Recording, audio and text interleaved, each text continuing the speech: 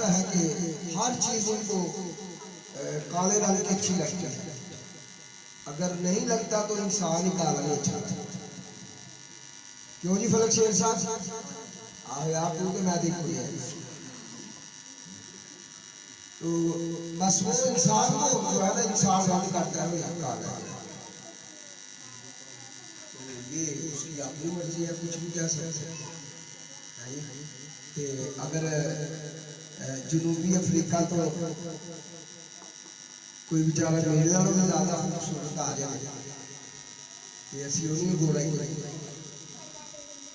की कहते हैं गोरे आए कौन आए ने, क्योंकि उस वक्त हमारा अंदाज हमारी सोच ये है, नोटों की सोच, डॉलरों की सोच है ना, तो जिन्हें को डॉलर होने का काला भी चुके है ये नहीं है जी। बाप कह दिया करें अगर कोई गलत हो ना तो आप कह दिया करें, तस्दीक दिया कि जी नहीं ऐसा नहीं आ होना चाहिए। तो अगर आईना दिखा दिया जाए तो आपके चेहरे पर कोई ऐसा निशान है जो अच्छा नहीं लग रहा या आपको पता ही नहीं, तो अचानक आपके सामने आईना आ जाए और आपको नजर आ जाए तो आप पहले सारे काम छोड़कर उसे साफ करें। तो ये आईना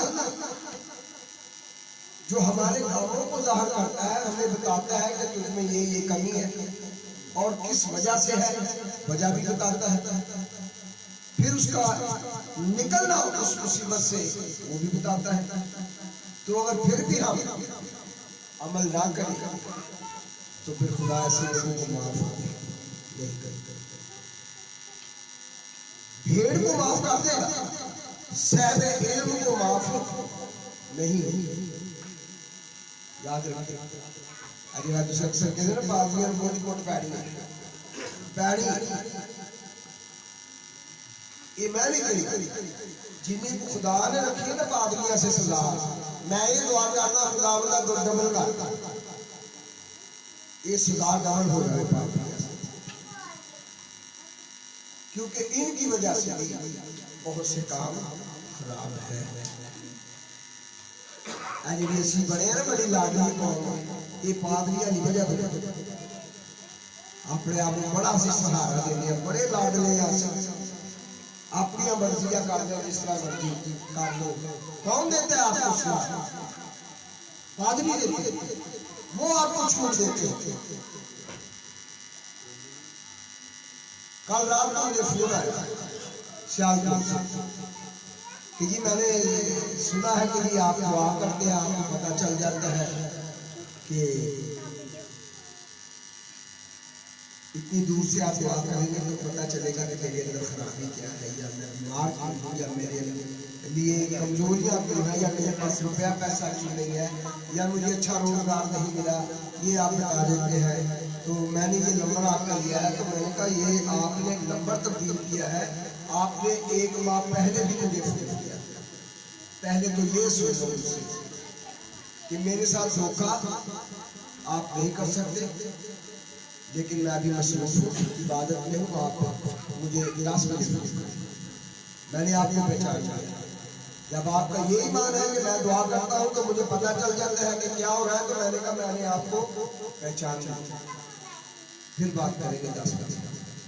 सो 10 बजे मैं जब घर आया तो पहली कॉल जब उसकी शुरू हुई तो उसी वो इंतजार में थे, तो मुझसे पूछने लगे कि वो आपने दुआ की थी 1 माह पहले, तो मैंने कहा आपने तो मुझसे पहले कहा था कि मैं पहली बारी कर दूँगा, तो कहती जी मैंने छुपा नहीं सकती, मैं कोशिश की, क्योंकि मैंने कहा छुपाने की क्या बात, जो गुनाह उस वक्त आप पर जाहिर हुआ था कि तेरे सबब ये सारे काम और तेरा शोहर भी मर गया तेरे सबब, और अब जो तेरे घर में मुसीबत है वो भी तेरे सबब, क्योंकि तेरी रविश तो मुझे कहा गया कि वो नदीम को आप जानते हैं, मैंने कहा बिल्कुल जानता हूँ। वो जी डालोवाल में एक किसी से आया इधर उधर हाथ में ठीक है जानता, तो आपसे ये कह दे कि मैं बहुत अच्छी, मुझे बहुत गुस्सा आया। मैंने कहा मैं कोई कासिम हूँ आपका? मैं जो हूँ चरवाहा, मैं जो खुदा की तरफ से हूँ, दुनिया की तरफ से नहीं हूँ। ना मेरे खानदान ने मुझे वो किया फड़फड़ोती की, या मेरे खानदान ने मेरी बड़ी खिदमत की, या मेरे खानदान ने मेरी क्या कहते हैं मेरी मदद की कि मैं पादरी बन जाऊँ। मैं पादरी वादरी नहीं था, कुछ भी नहीं था, मैं आम बंदा था। लेकिन उस वक्त भी खुदा का फजल है कि खुदा के चुनाव इसीलिए हुआ था कि मुझे उस वक्त भी मुझ में सच्चाई थी। मुझे याद है कि मैंने कोई ऐसा काम नहीं किया, तो मैंने कहा मुझे पता है कि मैं कौन हूँ, मैं जानता हूँ कि मैं कौन हूँ, मुझे खुदा ने चुना, तो मुझसे वो काम लो जो खुदा ने जिसने मुझे चुना। मैं आपका कासिम नहीं हूँ, आपके बुरे कामों का मैं झूठ में दूसरों को नहीं बता सकता कि वो ठीक है। आपकी और मेरी बात हुई थी और वो आप तक ही रहेगी, और जो मुझ में आई वो दफन हो गई। लेकिन जब आपने फोन किया तो खुदा ने मुझे याद दिलाया कि ये वही है। तो मैंने कहा ठीक है, आपने अगर दुआ करवानी है तो ठीक है, वरना मैं फोन बंद कर रहा हूँ। मैंने बंद किया, 2-3 मरतबा उन्हें बार बार काले किए, मैंने बार बार उसे उसकी कालों को रद्द किया, काट किया। तो जब पादरी आपको छूट देंगे, जो चरवाहे हैं वो आपको छूट देंगे, तो सहबे इल्म है, आप कहते हैं ठीक है। लेकिन हम उन बातों को कलाम में से लिखते हैं जबकि पूरा कलाम हमारे लिए है। और एक एक मैंने पहले आपको कहा कि एक एक पेश और जबर और इसका एक नुक्ता जो है वो हमारी बहाली और जिंदगी और बढ़ोतरी के लिए, खुदा के हजूर उसकी करीबी के लिए है। उसकी हजूरी में हमारे लिए जाना आसान और ये राह, इसी राह पर हम उसके पास जा सकते हैं, हर रोज उससे बातें कर सकते हैं। यही वो कलाम है और ये पूरे का पूरा हमारी बहाली के लिए है। इसमें कोई ऐसी बात नहीं कि हमारा नुकसान हो, लेकिन नुकसान का होता है जब अमल नहीं करते, और जो आपको सिखा रहे हैं वो भी अमल नहीं करते, बल्कि तोड़ मरोड़ कर आपको कलाम सुनाते हैं। वो डर जाते हैं कि पता नहीं फिर नहीं अमल कलाम। खुदा सच्चाई का खुदा, हमारे ना आने से किसकी नुकसान किसका है? मेरा थोड़ा या खुदा किसका? जो भी अमल नहीं करेगा, चाहे मैं हूँ, चाहे खुदा है, कादिर मुतलक है, रब्बुल फाज है, या रसूल नबी थे। तो जिस नबी ने इनकार किया कि मैं ऐसा नहीं करूंगा, तो खुदा ने उसे कितनी मुश्किल में डाला और फिर मुश्किल में से निकाल कर फिर उसी जगह लेकर आया जहां खुदा उससे चाहता कि ये कर, तो फिर उसे करना पड़ा। खुदा करवा सकता। कौन था वो नबी? हाँ जी, वेरी गुड, बहुत बहुत यूना नबी इनकार किया। और भी बहुत सारे ऐसे हैं जो हमें अगर खुदा के कलाम में से दूसरा सलाह देखते हैं उसमें हमें नबी मिलते हैं ऐसे। फिर हमें सामुएल की किताब में बहुत से नबी मिलते हैं जिन्होंने खुदा के खिलाफ काम किया, जिसमें दाऊद भी और उसका बेटा सुलेमान भी शामिल, क्योंकि खुदा ने उनको माफ किया, सजा दी, फिर उसी राह पर लेकर आया। सजा देने के बाद फिर उसी रास्ते पर लेकर आया। तो हम तो ऑलरेडी तरह तरह की अजियतों में, सजाओं में, मुश्किलातों में हैं, लेकिन ये खुदा की तरफ से नहीं है, ये हमारे अमाल की वजह से। हम दूसरों को देखते हैं कि ये उसके पास गाड़ी बड़ी है, दूसरों को देखते हैं ये देखो बड़ा पैसा है। भाई अगर वो चोर है तो उसको देने वाला भी उसका खुदा है। जिसके पास पैसा ज़्यादा है, अगर वो और रास्तों से आ रहा है तो और रास्तों से देने वाला भी उसका खुदा है, दुनिया का खुदा भी है। और खुदा मुक़द्दस कहता है कि उनका खुदा अबलीस, हमारा खुदा अबदी है और बड़ी हलीमी और फरोतनी के साथ देकर फिर हमें चलाना चाहता है। और ये है अबदी और कठिन और तंग रास्ता, और तंग रास्ते पर हमेशा आपको दुख और तकलीफ के साथ सफर करना पड़ता है। लेकिन जब किसी अबूल कर जाएंगे तो अपनी जिंदगी का ताज उनको मिलेगा। आमीन। खुदा की कलाम में से अभी हम हवाला जहाँ पर हमने छोड़ा था,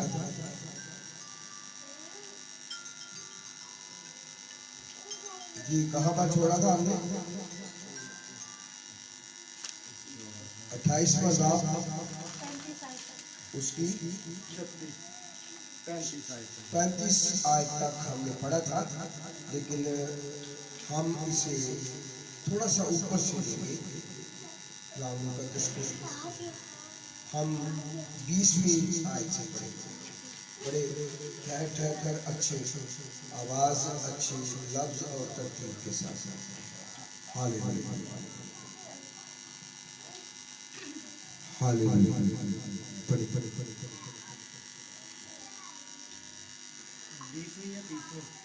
20 और मिस्र से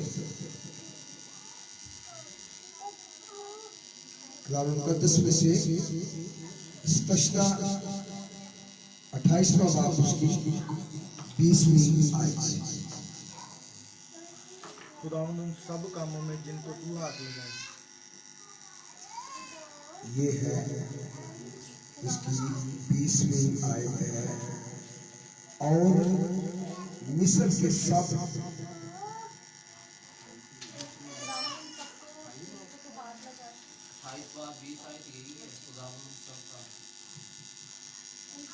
अट्ठाईसवां बाब और उसकी 20वीं आयत है।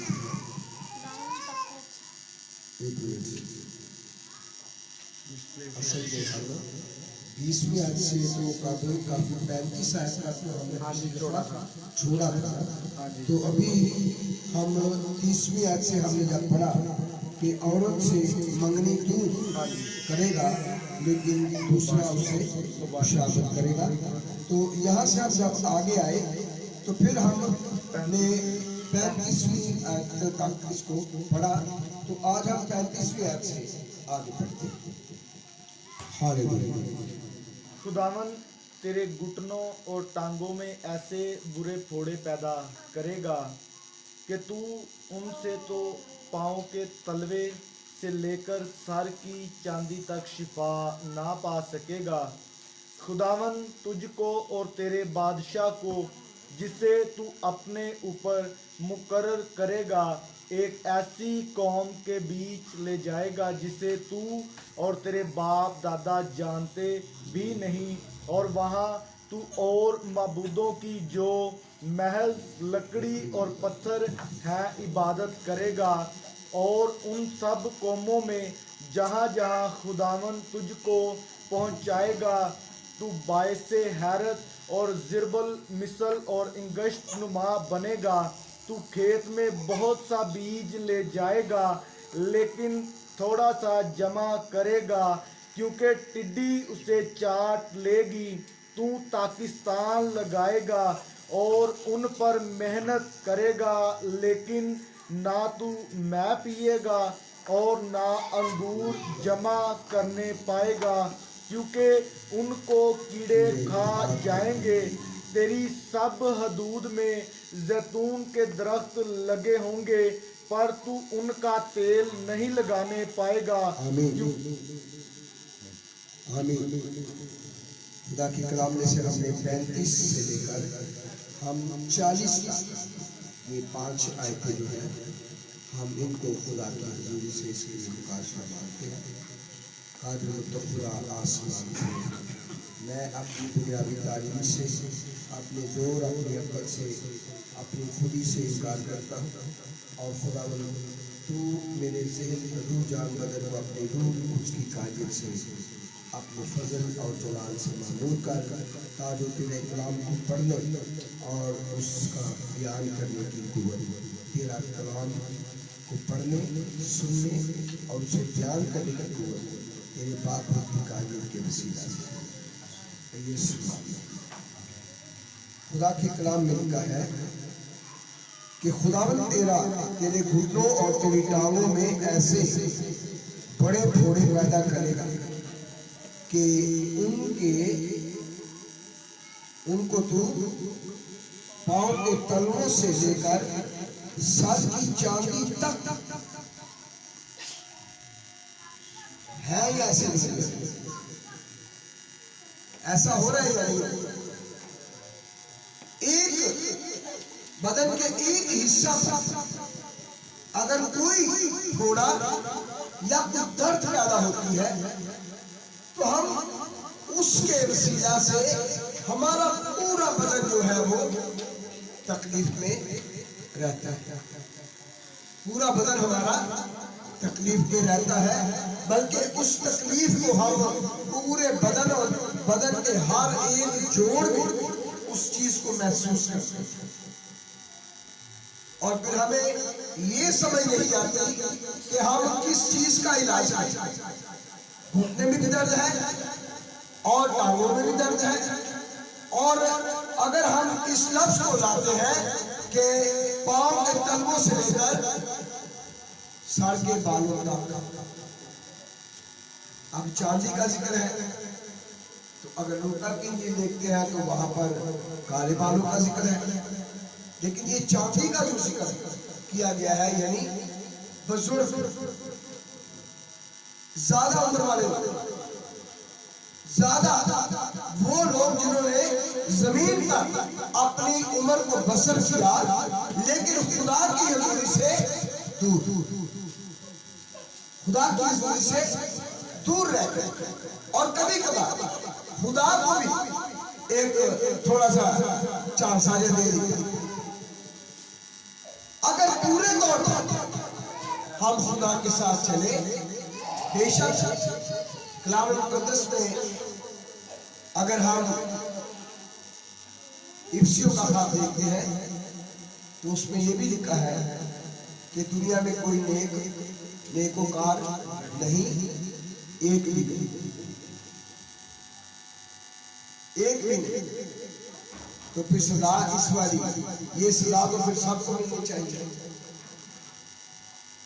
लेकिन हम अपनी उम्र का पूरा हिस्सा जो कि बचपन से लेकर जब हम 5 माह के होते हैं, 5 साल के होते हैं, तो वो हिस्सा हमारा जो है वो बचपन में,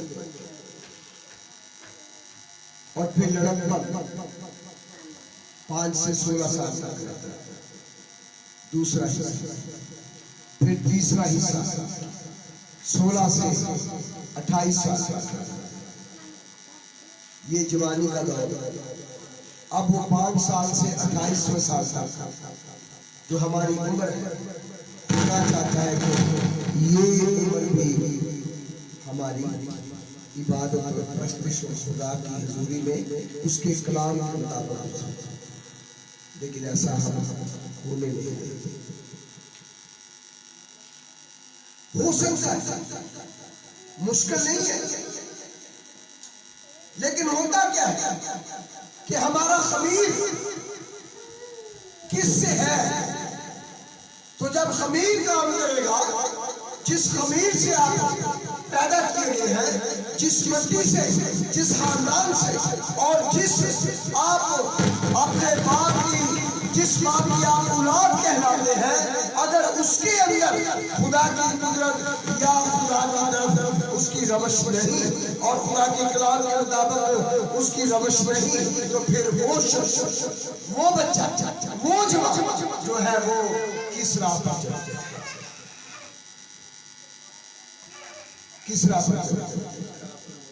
लेकिन हम उस वक्त दुआ करते हैं जब हमारा बुढ़ापा शुरू, तब हम फिक्रों में पड़ जाते हैं, शक्ल में तब्दीली आना शुरू हो जाती है, ज़हन डिप्रेशन से भर जाता है, बदन में तरह तरह की बीमारियां और दर्दे जन्म लेती, कमजोरियां जन्म लेती, मुश्किलातें इतनी जमा हो जाती है कि अगर आप एक मुश्किल को हल करते हैं तो फर्ज करें उसमें 3 साल लगे, तो दूसरी मुश्किल में 6 साल लगे, तीसरी मुश्किल में 9 साल लगे, तो उम्र है कितनी? तो ये दर्द साथ है, तो कब हो रही है? ज्यादा जोर कब किया? जब बालों की चांदी नजर आने लगी, जब आपको हर शख्स की कहने लगा बोलते तुम्हारा दुआ करेगा, बोलते तुम्हारा दुआ करूंगा। तो यीशु ने दुआ जब शुरू की तो कौन सी उम्र? 12 साल में वो काहिन सरदार कहनों को तालीम दे रहा था, सरदार कहनों को हैकल में, और वो हैरान हुए और पूछने लगे कि ये कौन है और किसका बेटा है, किसके साथ आया है, क्योंकि यरूशलेम में हैकल में साल में एक मरतबा वो यीशु मसीह को मरियम और यूसुफ लेकर आया, ये खुदा की तरफ से। और जब वो गुम हुआ तो जाहिर कर दिया उसने, यीशु मसीह ने अपनी होठों से जाहिर कर दिया, उनका हम तेरा बाप तुझे ढूंढता था और वो परेशान था। तो क्या जवाब मिला? क्या कहा यीशु ने? क्या कहा उसे? कि मेरा अपने बाप के घर में होना, हालेलुया, मेरा कहाँ होना जरूरी है? अपने बाप के, क्योंकि खमीर कहाँ से था? खमीर कलमे से था,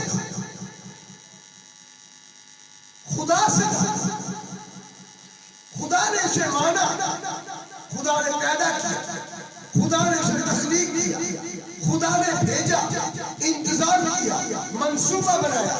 तो कलमा जब मुजस्सम हुआ तो वही काम करने लगा जो उसके शरीर में शामिल। जब हम अभी से अपने बच्चों को या अपने आप, अगर हम काफी लोग यहाँ पर हैं कि जो जवानी अभी उनकी थोड़ी बाकी है, तो खुदा ये चाहता है कि जवानी के मुबारक है वो जवान हो, जवानी के दिनों में खुदा को याद करते हैं, वो फरिश्तों से भी किसे? फरिश्तों से भी अफजल है। खुदा उनको इतनी इज्जत देता है कि जवानी के दिनों में तू खुदा के हुजूर आ, तो यकीनन इन तमाम कमजोरियों पर गालिब आएगा और इन बीमारियों पर गालिब आएगा। जब कहते हैं कि तू पाँव के तलवों से लेकर सर की चांदी तक शिफा ना पा सकेगा, ये कलाम क्यों? वजह क्या? दुश्मनी है हमारी खुदा से। क्यों खुदा ऐसा करना चाहता है? हमें राय रास्ते पर लाना चाहता है, हमसे मोहब्बत करता है, हमें वो कहता है कि मेरी राहों पर चल तो मैं तेरे लिए आसमान खोल।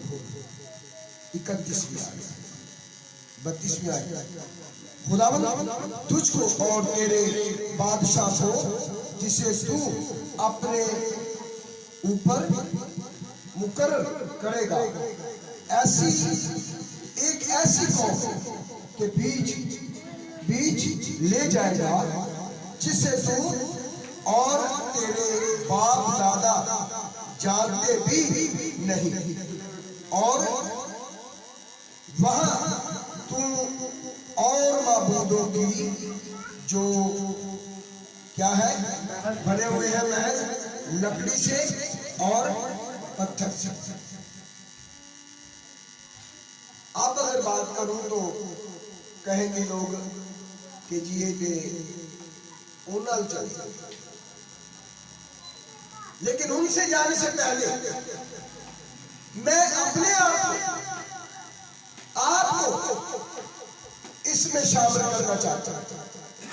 क्यों हम ऐसे हैं या नहीं,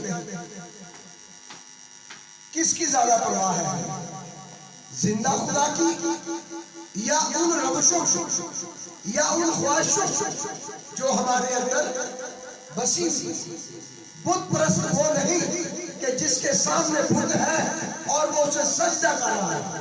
बुत परस्त वो नहीं कि जो तराशी हुई मूरत के सामने खड़ा है वो उसे सजदा कर रहा है और उससे मांग रहा है और उसे कह रहा है कि तू मेरा खुदा है।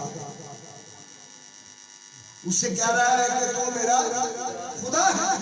बुत परस्त सिर्फ वो नहीं जो जिंदा खुदा को जानते तो है लेकिन उसकी तरफ माइल नहीं, सिर्फ बुत परस्त वो नहीं। हम अपने कामों के बुत परस्त, अपनी जरूरतों के बुत परस्त, अपने आराम के बुत परस्त, अपनी खुदी के बुत परस्त, हम अपने घर के बुत परस्त, हम अपने लिए ऐसी आसाइशें ढूंढने के बुत परस्त। हर वक्त हमारी एक ही ख्वाहिश है कि मुझे अच्छा मिले, चाहे वो गुनाह में क्यों ना हो, चाहे वो बदकारी में क्यों ना हो। वो सिर्फ बुत परस्त नहीं कि जो तराशी हुई मूर्तों के साथ, बुत परस्त वो भी है जो उनके आसीर है, कैदी है, अपने कामों के कैदी है। हमारे लिए सबक का दिन मुबारक है, लेकिन क्या सबक के पाप होने का इकरार करते हैं, तरह तरह की बातें करते हैं और सबसे सरफहरिस्त खुदा के खादम। निकल गया मेरे मुंह से खुदा के खादम, पादरी। सबसे पहले जब वो जमा होते हैं तब उनकी बातें सुने, जब वो बिखर जाते हैं तब उनकी बातें सुने, जब वो तालीम देते हैं फिर उनकी बातें सुने। तो इसमें साथ साथ जो चल रहे हैं वो लोग हैं जो चरवाहे हैं, जिनको चरवाहा लोग समझते हैं खुदा ने उसे चुना भी नहीं, वो खुद से पैदा है। और जो खुद से पैदा होते हैं वो क्या है, मैंने पहले कहा कि हम गंदम का बीज बोते हैं। क्या करते हैं, गंदम का बीज बो दिया आपने और कुछ साथ में कोई बीज तो नहीं डालते आप, बोले सारे बोलोगे तो पता लगेगा। हाँ जी, मेरे हाथ में गंदम का बीज, दूसरा उसके साथ शामिल नहीं है। मैंने वो बो दिया, मैंने 3 माह उसका इंतजार किया, उसकी खिदमत की और उसे पानी दिया और खुदा ने आसमान खोला और नाज़िल हुई, तब जाकर वो पौधा बढ़ा और उसके नीचे उससे ज्यादा ऊंट कटारे और ऐसी जड़ी बूटियां जो उसे रोक रही है, उसकी कुव्वत बोझ खींच रही है। क्या हो रहा है, उसकी कुव्वत वो खींच रही है। क्यों, आपने तो गंदम बोई थी, क्या बोया था, तो वो कहां से आए, वो कहां से आए। तो यही खुदा का कलाम कहता है कि तुमने नहीं बल्कि मैंने तुम्हें चुन लिया, लेकिन किसी को, बहुत से नहीं, ऐसी तादाद है जिनको खुदा ने नहीं चुना, वो खुद से पैदा हुए और वो असल जो जिसका हक बनता है कुव्वत का, उसकी कुव्वत को भी वो खींचने ले जाना, उसका मतलब अलग। यानी वो हमारी कुव्वत को खींच नहीं रहे, अगर वो खींच रहे हमारी या खुदा के अच्छे जो लोग हैं, जो अच्छे लोग हैं, उनकी आदत को अपना लें तो वो भी अच्छी हो जाती। लेकिन वो उनकी आदत को नहीं अपना रहे, बल्कि उनकी बताई हुई सच्चाई पर अपना जाकर जोर आजमा कर, किस लिए ऐ खानदान इधरों टूटे ते मेरे अलाए। मैंने अपनी खिदमत में इस 35 साल के अंदर ऐसा कोई काम नहीं किया। मैंने 35,000 मिसिया इसलिए छोड़ा पूरे मुल्क में कि उन्होंने खुदा के कलाम पर अमल नहीं किया। तो खुदा ने भी मुझे उनसे अलग करना शुरू कर दिया। किसी को 5 साल, किसी को 10 साल, किसी इलाके को 2 साल, किसी को 3 साल दिए। देखा, खुदा ने देखा, खुदा का कलाम उन तक पहुंचा, मौजूदात हुए, शिफाएं हुई, मुर्दे जिंदा हुए। तो आज कोई मुर्दा, वो जो जिंदा हुआ है, कोई आया है, किसी ने कहा कि मैं जिंदा हुआ? लेकिन जिस इलाके में हुए वो लोग जाते हैं। और जो मैं अभी बात बता रहा था कि वो भी उसी इलाके से, जहाँ पर एक लड़की जो थी वो शादिया जिंदा हुआ, जचकी जो के दौरान हो गए, 4 घंटे के बाद खुदा ने जिंदा कर दिया। आलूमार ये दस्का से आगे पोतरा जाम के और फिर आलूमार के गाँव की वो रहने वाली। तो वहां पे ये हुआ कि उनका ईमान बहुत सारे लोग जमा हुए, उन्होंने शिफा, लेकिन सच्चाई को कबूल नहीं किया, बल्कि सच्चाई के एक सच्चाई को एक आसरा जब बना के ना अपने नाम ला, तो उन्होंने वो दुख और तकलीफ का जो रास्ता सबसे क्रॉस किया और फिर खुदा तो आहिस्ता आहिस्ता इसी तरह काम होते जाते और नए पैदा हो जाते। लेकिन अगर जड़ी बूटी जो है वो असल जो कुव्वत जिसके लिए है और जिसके लिए जमीन खुदा ने दी हमें, हम उसमें बीज बोते हैं, लेकिन जो बीज बोया जाता है वो खुदा की तरफ से है, लेकिन जो खुद से पैदा होता है वो जंगली घास कहलाता है। तो जंगली घास हमारे पाँव की ऐसी बेड़ी है कि हम उसे छोड़ना भी चाहे तो छूट सकते हैं, अगर हम उनको ऐसे जवाबों को रद्द करें जो हमें उस जगह ले जाएंगे जहां पर आप ना चाहते हुए लकड़ी के बुतों को, तराशी हुई मूर्तों को अगर सजा करते हैं। तो आज आपके सामने क्या रोमन क्या सबसे आगे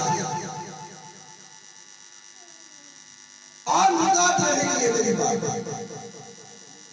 कलाम कहता है कि बुत परस्ती बदकारी, ऐसी बदकारी ना कर कि जो तेरे जिस्म में ज़ाहिर हो और वो ज़ाहिर होते बड़े बड़े फोड़े बन जाए, ऐसी बीमारियां पैदा हो जाए। वो क्या है? वो गुनाह है। तेरे घुटनों में दर्द रहेगी और तेरे सर से बालों की चांदी तक, यानी मरने तक तू इन दर्दों में और इन बीमारियों में मुब्तला रहेगा। और तेरी कमाई जो तू दागिस्तान लगाएगा, इसी बीमारी के रास्ते हर शाम तू डॉक्टर के पास जाएगा और एक दर्द लेके जाओगे, अगो 6 टीके लगेंगे, वो दर्द भूल जानी है, वो 5 टीके मार हर शाम यही होगा। मैं खुदा के पाक मज़बा पर हूं, मुझे ऐसी ऐसी बीमारियां लगी। एक मरतबा तो मैं 8 माह एक कमरे से नहीं निकला, लेकिन खुदा ने मेरे लिए खादिम भेजे और उन्होंने मेरे हाथों को थामा। मैं बाहर निकलने से डरता था, खौफ आता कि अगर मैं कमरे से बाहर निकला मर जाऊंगा। ज़हन खत्म हो गया मेरा। अजीब सी बातें, रोना, heart beat high level, 190, 180, 185 double हो जाता। कभी कभार ब्लड प्रेशर मुझसे 180, 200 तक चला जाता। मैंने कहा मैं मर जाऊंगा, लेकिन खुदा का मंसूबा क्या? मुझे उस कमरे में रखना, उस जगह पर मुझे रखना, दुनिया से दूर रखना, उन रवशों को जो मैं दुनिया में रहकर करता था उससे मुझे छुड़ाने के लिए खुदा ने ये रास्ता मेरे लिए किया। और फिर से मेरा ज़हन खुदा ने दुरुस्त कर दिया और मैंने खुदा से कहा, मेरी दुआ यही थी कि खुदा अगर तू चाहता है तो मेरा शहर तब्दील कर दे, अगर तू चाहता है तो मेरे ज़हन को तब्दील कर दे, मेरी दुनिया तब्दील कर दे। तो खुदा ने अपनी कुदरत को मेरे लिए नाज़िल किया। अगर आप चाहें तो इन बेड़ियों से आजाद हो सकते हैं। खुदा आपको चुन ले, आपकी रवश खुदा आपको आजाद करना चाहता है। खुदा के कलाम में यह लिखा है कि हाँ, तू खेत में बहुत सा बीज ले जाएगा, लेकिन थोड़ा सा बड़ी अजीब सी बात है कि अगर 1 किला, जो पंजाबी लोग हैं वो जो यानी खेती बाड़ी कोई या थोड़े से उम्र सीधा है, वैसे हमारे बच्चों को भी जानना चाहिए इन बातों को, कोई बड़ा मुश्किल नहीं है। क्योंकि माशरे में हम पढ़ते हैं तो या हम मुतालिया पाकिस्तान करते हैं तो उसमें भी होता है।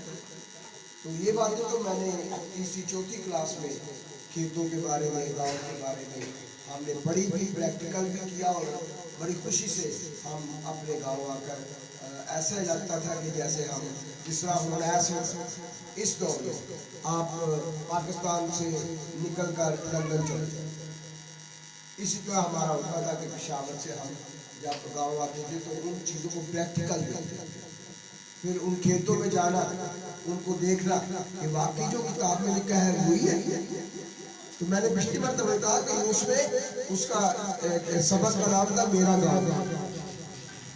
तो अगर 1 किले के अंदर जमीन का रकबा 1 किला है तो उसमें 7 मन अगर आप बीज बो देते हैं और जब वो बीज आप काटने का फसल का वक्त आए तो आपको 6 या 5 मन निकले तो फिर इधर बेहतर नहीं सी कि 6 महीने तुसा मेहनत भी की थी, पैसा भी लाया, पानी भी दिता, रात भी जागते रहे, 6 बार बीजिया, बीज बोया, जब फसल काटी तो कितना किया? 5 बार, 5 बार नहीं लगा। 2 मान किधर गया? किधर गया? हमारी रवश, हमारा गुनाह उसे खा गया, हमारा लालच। क्योंकि जब हम बीज बोते हैं ना तो ये नहीं कहते कि खुदावंदा इधर 10वां हिस्सा दे, कहते हैं और झूठ नहीं मारते, कहते हैं फसल हमें हर माह मिलती है, फसल हमें हर हफ्ते मिलती है, फसल अब हमें हर रोज मिलती है। लेकिन एक जो रास्ता है ना जो सबसे मुश्किल है वो है खुदा को देना, और सबसे आसान रास्ता क्या है? खुदा से लेना। असी बड़े अजीब जो बिगड़े जे बच्चे हैं, प्यो तो बहुत अच्छा सा, वो तो दे ही जाता, लेकिन बड़े अजीब जैसी बच्चे, अगर वो सानू 100 देना तो कहता यार 10 का नोट से कभी चुप के दे, अगों प्यो नूं 70-100 गल्लां भी सुणाने आ, तो फिर ये भी कहने जे लैना सी तो फिर दिता क्यों सी, जे तू लैना सी तो फिर दिता क्यों सी। आगे से हम खुदा मेरी बात के साथ दुश्मनी पैदा कर देते हैं, तो फिर क्या होता है, अगली मर्तबा वो भूखा तो नहीं रखेगा, अगली मर्तबा आपने मांगा खुदा बंदा 100 दे, तो क्या होगा,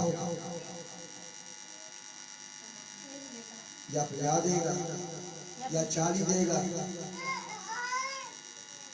या देगा, फिर तुसी की करोगे, फिर दुनिया का खुदा जिंदाबाद, फिर उधरों पैसा आएगा, लेकिन वो पैसा क्या करेगा, आपके लिए, आपके जिस्म, आपके खानदान में, आपकी जिंदगी में, आपकी रूहानी जिंदगी में, आपकी जिस्मानी जिंदगी में और आपकी शरीयती जिंदगी में वो ऐसी मुश्किलें, ऐसी बीमारियां पैदा करेगा जैसा कि खुदा के कलाम में हमारे लिए आईना हमारे सामने, और लिखा है कि तू सारा उस बहुत सा बीज बोएगा, लेकिन क्या करेगा, लेकिन थोड़ा सा